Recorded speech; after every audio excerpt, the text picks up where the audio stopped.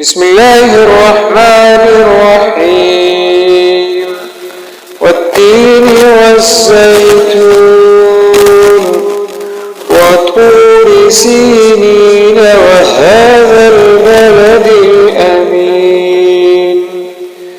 لقد خلقنا الإنسان في أحسن تقويم ثم رددناه أسفل سافلين إلا الذين آمنوا وعملوا الصالحات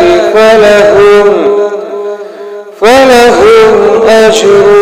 غير ممنون فما يكذبك بعد بالدين أليس الله بأحكم الحاكمين. بسم الله الرحمن الرحيم